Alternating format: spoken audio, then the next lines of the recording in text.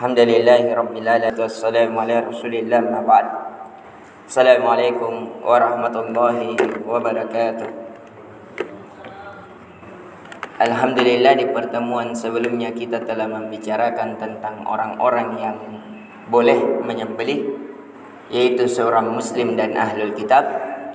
Dan kita juga sudah menjelaskan tentang alat yang dipakai untuk menyembelih selama bukan kuku, bukan gigi, dan bukan tulang. Selain daripada itu dibolehkan. Model apapun modelnya, asalkan tajam dan tidak menyiksa hewan sembelihan. Dan khususnya juga di waktu-waktu penyembelihan pada saat kurban, itu dimulai dari khotib turun ke mimbar sampai sebelum tenggelam matahari di 13 hari tasyrik. Jadi 3 hari setelah Idul Adha itu batas waktu yang diberikan untuk orang menyembelih. Siapa yang lebih cepat dari itu atau lewat dari itu, maka tidak dikatakan kurban. Dan di pertemuan kali ini kita akan membahas tentang hewannya, karena kita sudah berbicara orang yang menyembelih, alat disembelih, sekarang yang disembelih, yaitu hewan itu sendiri. Ada yang disepakati para ulama tentang tidak disembelih. Semua hewan laut sepakat para ulama tidak mesti disembelih. Bahkan walaupun ia bangkai, walaupun besar, ikan paus misalnya, itu tidak perlu disembelih. Sebagaimana dalam hadis yang sahih dari Ibnu Majah, At-Tirmizi dan Imam Ahmad, An-Nasa'i dan Ibnu Majah, begitu pula diriwayatkan oleh Musnad Imam Ahmad. Ini kata Nabi sallallahu alaihi wasallam, hillu ma'uhu tahuru ma'uhu al-hillu maitatuhu. Air laut itu adalah suci dan mensucikan, dan bangkainya halal untuk kita makan. Jadi walaupun dia mati, itu halal untuk kita makan. Dan ada yang disepakati untuk walaupun kita sembelih, itu tidak menjadi halal. Misalnya babi, kita sembelih ini babi, apakah itu menjadi halal bagi kita? Jawabannya tidak. Dan ada yang tidak disepakati. Yang tidak disepakati ini, yang hidup di dua, dia hidup di laut, hidup juga di darat. Misalnya kura-kura, buaya. Ini menjadi pembicaraan di kalangan para ulama, apakah halal dan harus disembelih atau tidak.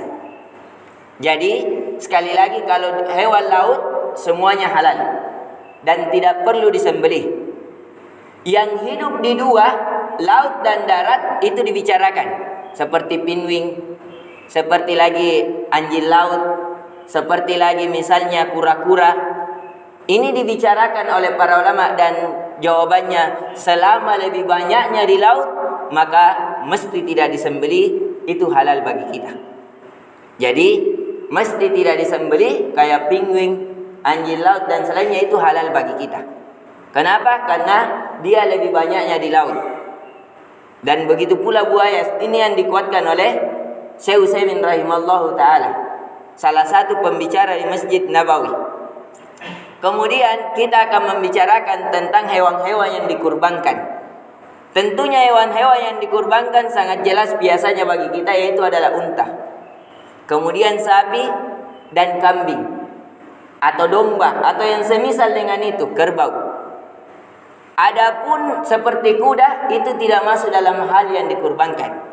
Atau ayam, walaupun ayamnya banyak, senilai dengan seharga sapi, maka itu tidak termasuk yang boleh dikurbankan. Dia kurbankan ayam misalnya 1000 ekor, bisa senilai dengan harga kambing.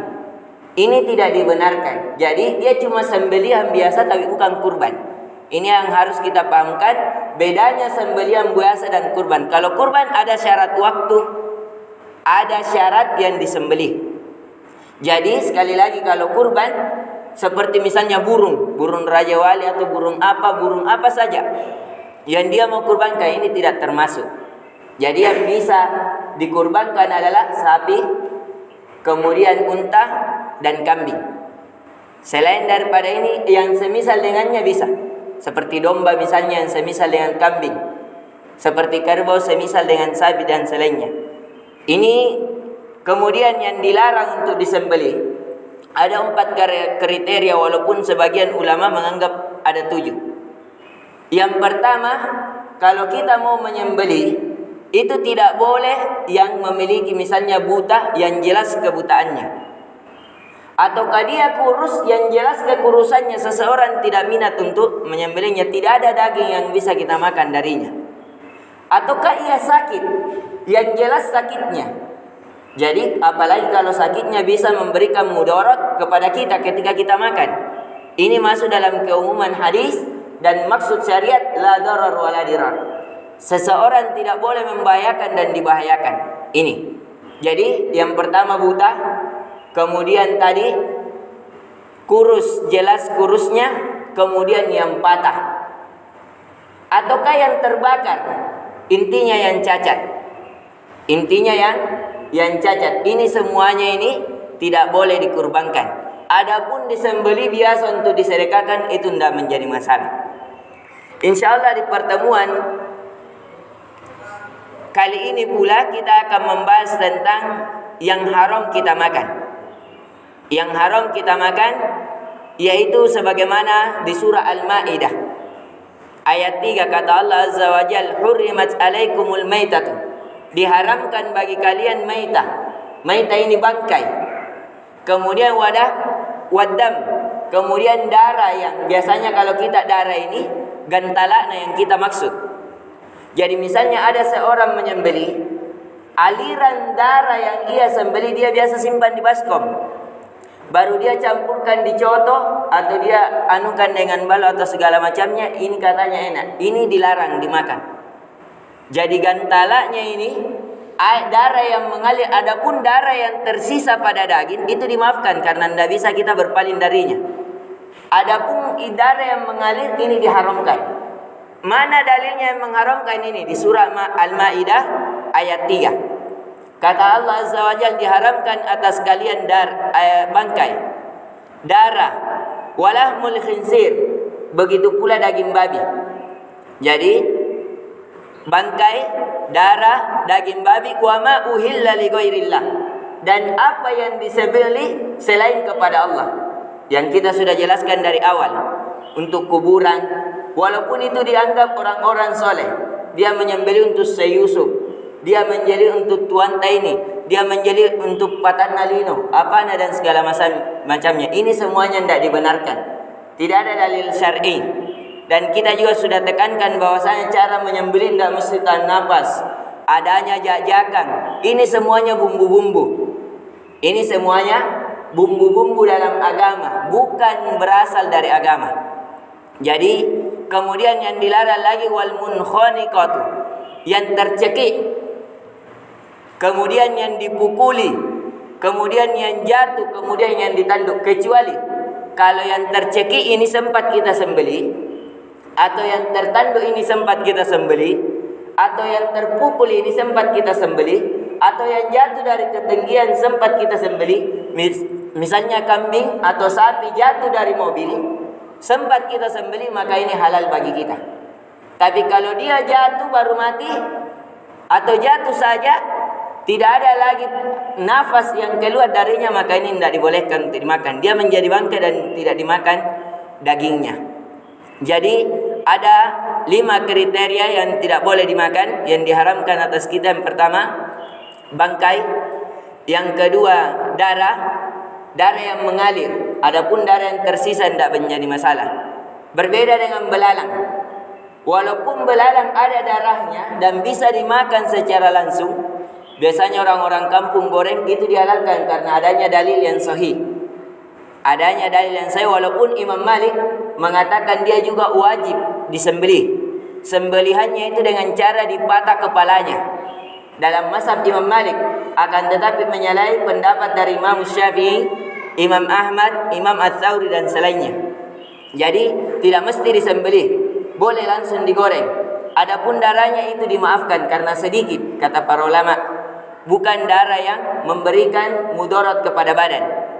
Kemudian apa yang disembelih selain kepada Allah, kemudian yang tercekik dan yang tertanduk, atau yang jatuh, atau yang terpukul, kecuali yang sempat kita sembelih. Jadi ini yang diharamkan, dan bagi kita untuk hendaknya kita tidak dimakan. Sekalian menjadi pembicaraan bagi kita. Biasanya kita dapat di dalam sembelihan ada anak di dalam kandungan yang kita sembelih. Apakah itu juga halal? Apakah ketika kita menyembelih ibunya sama dengan menyembelih anaknya atau tidak?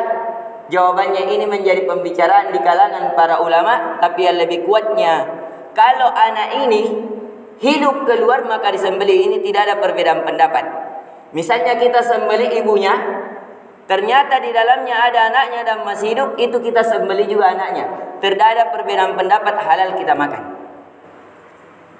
Adapun kalau mati di dalam perutnya karena disembelih ibunya, ini yang menjadi pembicaraan di kalangan para ulama. Adapun dalam mazhab Imam Syafi'i mengatakan disembelihnya ibunya itu bagian dari sembelihan kepada anaknya. Kenapa? Karena dia satu badan. Adapun dari mazhab Abu Hanifah mengatakan tidak. Kapan disembelih ibunya mati anaknya, maka dia bangkai. Ada yang mengatakan kalau dia sudah berambut dan sudah sempurna badannya, maka boleh kita makan. Maka boleh kita makan kalau sudah sempurna badannya. Sudah sempurna badannya dan dia berambut, maka boleh kita makan, halal. Walaupun tidak mesti disembelih. Tidak mesti disembelih, itu anak daripada sembelihan. Dan ini yang lebih kuatnya ketika dalam hadis yang sahih yang diriwayatkan oleh Ibnu Majah, Abu Daud dan Imam Ahmad, kata Nabi sallallahu alaihi wasallam, hadisnya dari Sa'id Al-Khudri radhiyallahu an, dia pernah bertanya kepada Nabi sallallahu alaihi wasallam, anil janini yakunu fi batnin naqah, tentang anak yang di dalam perut, yang ada di dalam perut unta, atau dalam awil baqara awil syat, atau di dalam perut sapi atau dalam perut kambing. Faqal kuluhu, kata Nabi sallallahu alaihi wasallam, makanlah. In syi'tum, jika kalian menghendaki. Jadi kalau kita mau makan, makan. Kalau kita jijik, itu lain. Karena kita berbicara tentang halal dan haram, maka kita berbicara tentang Al-Quran dan Sunnah. Harus ada dalil. Tidak boleh kita menghalalkan yang haram, mengharamkan yang halal, karena ini diantara sifat Yahudi, sehingga ia dilaknat oleh Allah Azza wa Jalla. Fa inna zakatahu zakatu ummi, karena ketika kita menyembelih ibunya itu sama dengan kita menyembelih anaknya. Ini yang lebih kuatnya, dan ini pendapat dikuatkan pula oleh Syekh Utsaimin rahimahullahu taala. Jadi inilah pertemuan yang kita mengambil faedah di dalamnya, bahwasanya yang cacat untuk kita berkurban padanya itu tidak dibolehkan. Yang cacat. Kemudian yang 5 kriteria tadi itu tidak boleh untuk kita makan, kecuali yang sempat untuk kita sembelih.